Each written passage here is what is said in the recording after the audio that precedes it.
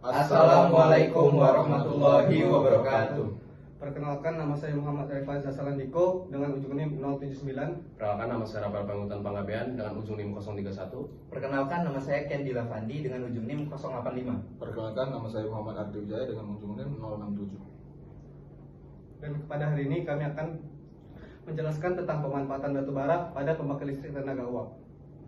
Jadi sebelum memasuki pemanfaatan batu bara dalam pembangkit listrik tenaga uap, baiknya kita mengetahui dulu bagaimana proses pembentukan batu bara. Jutaan tahun yang lalu, bumi memiliki hutan lebat di daerah lahan basah, dataran rendah, di bawah danau, ataupun laut. Dari waktu ke waktu, karena proses alami seperti banjir, pohon ini mati dan terkubur di bawah tanah atau laut. Sekarang ini biasa disebut dengan organic matter. Saat pohon-pohon ini membusuk, mereka akan menjadi peat.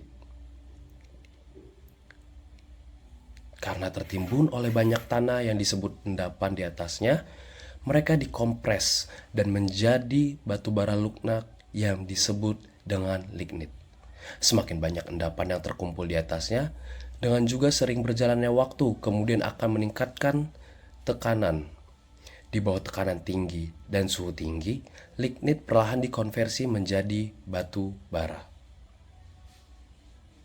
Karena batu bara terutama mengandung karbon, proses konversi yang lambat dari vegetasi mati menjadi batu bara disebut dengan carbonization. Karena terbentuk dari sisa-sisa vegetasi, batu bara biasa disebut juga sebagai bahan fossil fuel.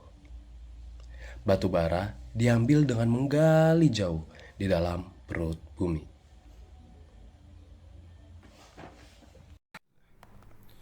Pembangkit listrik tenaga uap atau PLTU merupakan suatu fasilitas untuk memproduksi listrik yang masih menjadi sumber utama kebutuhan listrik di Indonesia. Salah satu PLTU terbesar di Indonesia adalah unit PLTU Paiton yang dapat menghasilkan listrik hingga 3000 MW. Pertanyaannya adalah, bagaimana sih fasilitas tersebut dapat mengonversi uap menjadi energi listrik dengan kapasitas sebesar itu? PLTU bekerja dengan memanfaatkan energi panas dari pembakaran batu bara untuk menghasilkan uap bertekanan tinggi.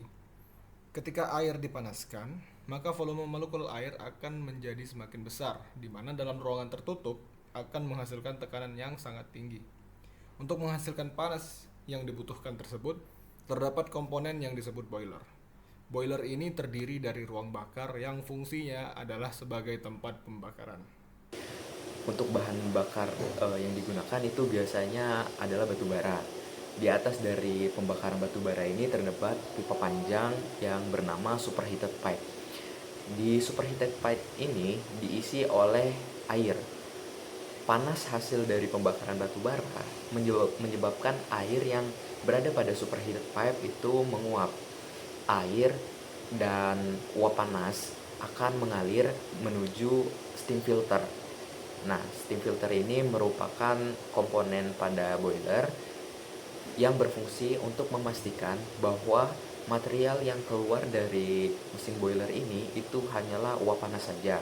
Sedangkan air itu tidak akan keluar melalui alat boiler ini.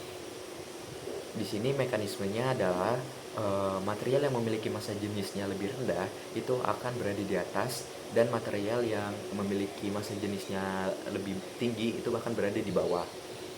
Di sini untuk material yang massa jenisnya lebih rendah itu merupakan uap panas. Uap panas akan mengalir keluar melalui pipa bertekanan tinggi, sedangkan untuk material air itu akan kembali mengalir melalui superheated pipe dan akan mengalami siklus berulang untuk menghasilkan uap panas berkelanjutan. Di sini untuk material uap air yang keluar melalui pipa bertekanan tinggi itu memiliki tekanan yang tinggi. Tekanan tinggi inilah yang berfungsi untuk diubah menjadi energi putar yang berfungsi untuk menggerakkan generator, di mana generator inilah yang nantinya akan menggerakkan turbin.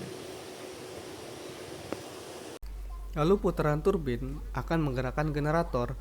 Generator inilah yang akan menghasilkan energi listrik. Energi listrik ini akan disalurkan kepada transformator yang nantinya akan disalurkan kembali ke gardu listrik.